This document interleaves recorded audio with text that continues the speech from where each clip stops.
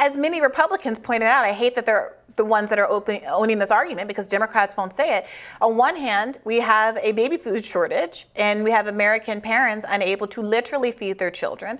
On the other hand, Nancy Pelosi, who apparently seems silent on that, but very willing, the government is very willing, a bipartisan group is very willing to come up with $40 billion to send to the other side of the world. And people are putting this together. People are putting together that there always seems to be money for military assistance. There always seems to be money for war. But there's never the same conversation about how are we going to pay for it never emerges when we're talking about funding weapons. You have Joe Biden voting with his feet and showing his priorities, spending last week down at the Lockheed Martin plant in the South. You have them really openly, flagrantly displaying the revolving door from the defense industry with Lloyd Austin coming in from Raytheon. You can see these defense contractors like salivating at the mouth as they advocate for more and more javelins to be sent to Ukraine. Right.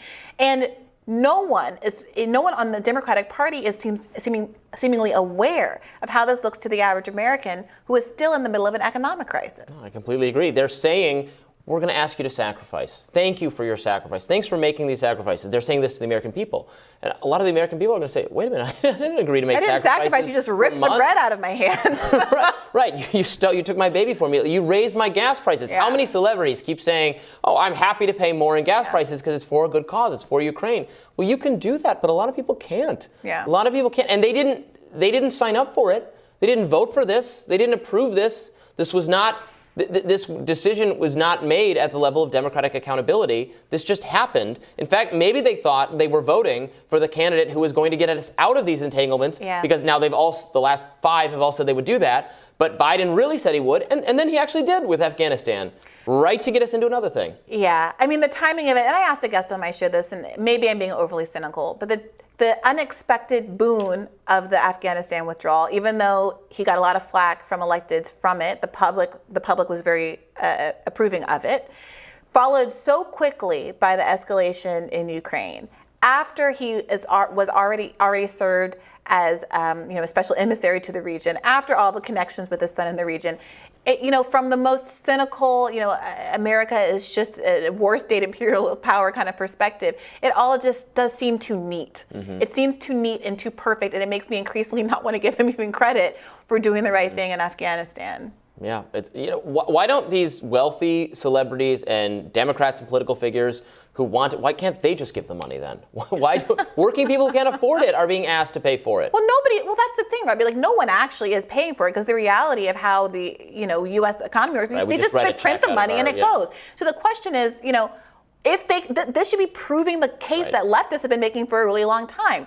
When you want to spend money on something, you can spend money on it. When they sent Americans checks a year or two ago, it taught a lot of Americans that the government ignoring their problems is a choice. When they established a moratorium on evictions to help half the country from living in the street as they lost their jobs in the middle of a pandemic, that demonstrated to a lot of people that the government can make choices. When they postponed the student debt and put the moratorium on student debt so that people didn't have to pay $200, $300, $400, $500, $1,000, $2,000 a month as they had lost their jobs again in the middle of the pandemic, that demonstrated to people that the government is making choices every day.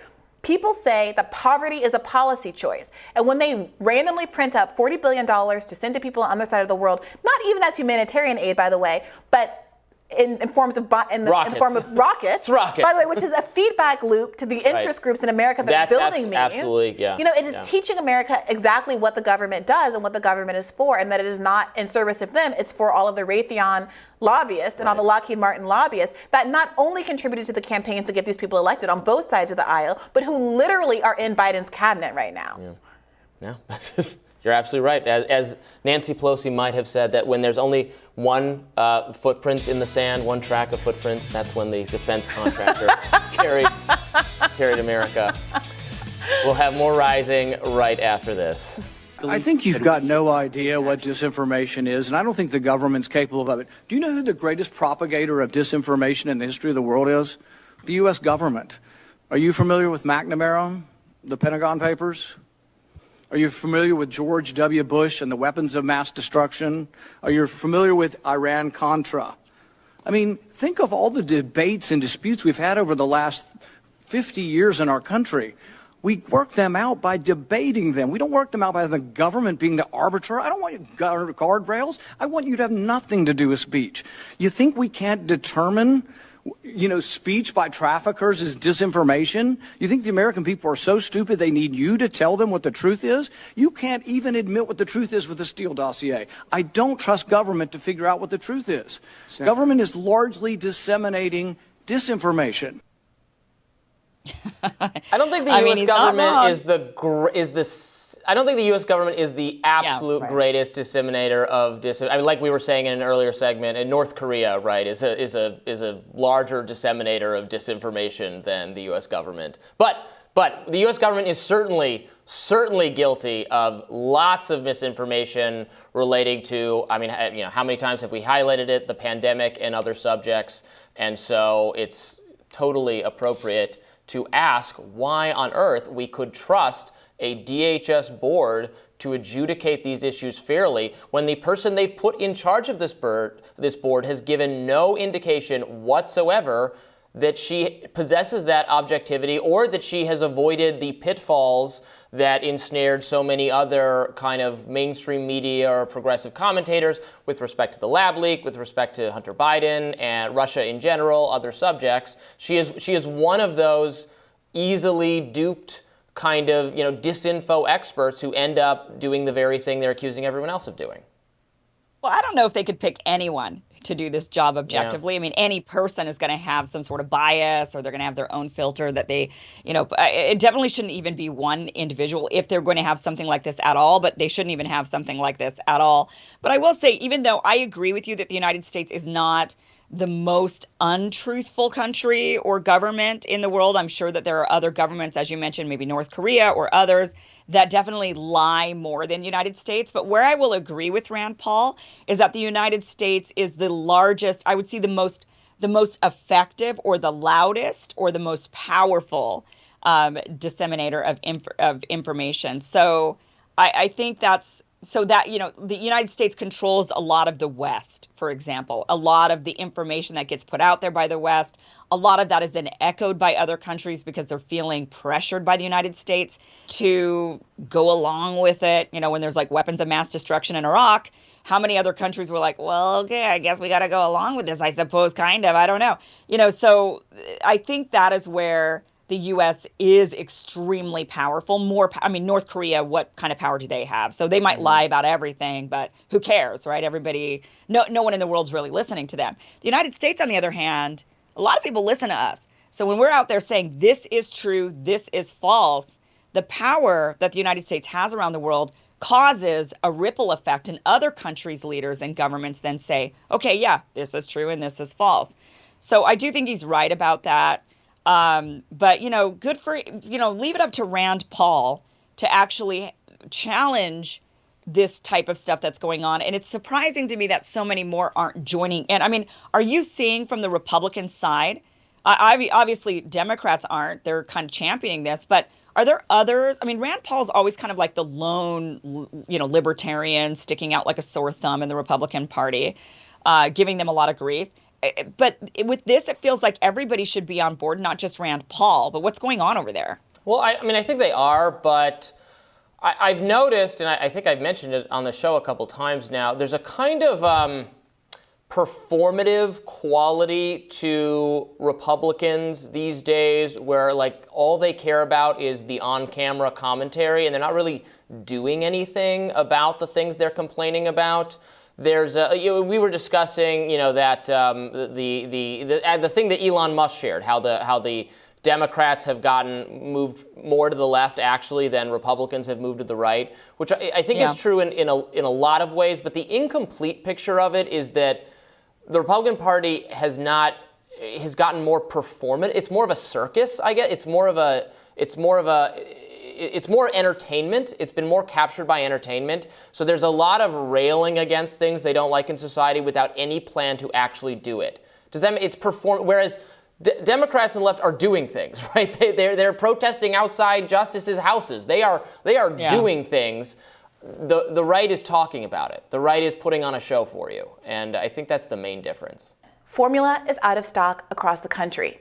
parents are being forced to revert to homemade formulas that experts warn could lack vital nutrients or have other safety problems. The special diets required by some infants mean that substituting homemade formulas isn't even an option. For Darcy Browning, interviewed in a recent New York Times article, feeding her children dairy-based milk means they literally vomit blood. But the horror story doesn't end there. It wasn't just corporate malfeasance that led to this. It was also anti-competitive business practices among formula manufacturers. Just 4 companies sell almost all the baby formula in America. So if one goes down, it's a huge blow to supply. Moreover, the lack of competition has enabled companies to engage in price fixing, driving up the cost of formula, something I'll remind everyone babies literally need to survive. As David Dayen points out in a recent article at the American Prospect, baby formula consists mostly of dehydrated cow's milk, vitamins, and a ton of sugar. Yet it somehow costs at least $150 and as much as $428 a month. That's high enough to sustain a mass crime ring, even before the price jumped 18% over the last year. In fact, Abbott, along with other manufacturers, got dinged for antitrust violations in China, a country that hasn't traditionally issued large fines for antitrust. This was after an investigation into price fixing they did by foreign baby food manufacturers. Somehow, Abbott's corporate mismanagement doesn't end there.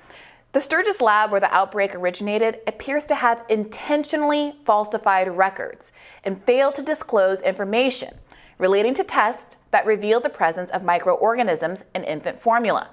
They intentionally misled FDA auditors and celebrated not getting caught. They even declined to move from paper to electronic record keeping so they could limit oversight.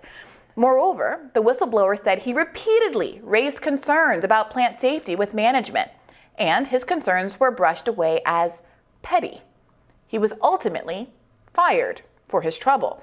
Now, Abbott isn't the only weak link here. After all, the FDA did miss Abbott's negligence during their audit, and they've rightly been criticized for how long it took them to react to the whistleblower report in the first place. They didn't even interview the whistleblower for 2 months.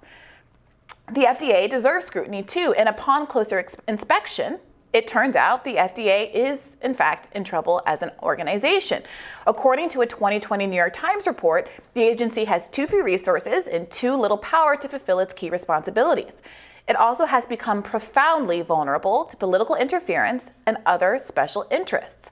There's a revolving door between FDA staffers and the industries they're tasked with policing. Just like arms manufacturers are now populating Biden's cabinet and driving us into a Cold War with Russia. That has to stop. The FDA also is facing a funding crisis. The agency ensures the safety of a full 20% of all consumer spending. Think about that for a second. 20% of everything you buy has been safety checked by the FDA. But its relatively stagnant budget has not been able to keep up with increased production, especially growing imports from countries like China. According to a 2014 report from the National Library of Medicine, quote, the United States is increasingly reliant on imported materials and drugs, yet only 1% of all imports are inspected. It's not clear what the ratio is of FDA negligence to Abbott lab deceit and what happened here, or whether it's the FDA failing to pick up on shady business practices. But I personally would like an FDA that was well-trained and resourced enough to catch what were apparently pretty flagrant violations. But the more important takeaway is this. What we're talking about here is broad system failure. Market failures, supply chain failures, and regulatory failures. The problem doesn't go away just by shutting down the FDA. That just lets the unethical business practices that got us here in the first place go unchecked.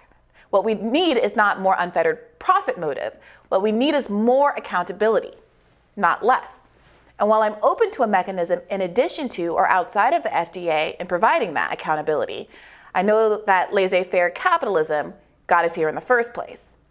And that here, where we are now, is already a world in which parents can't feed their children, and we've already lost 2 innocent babies.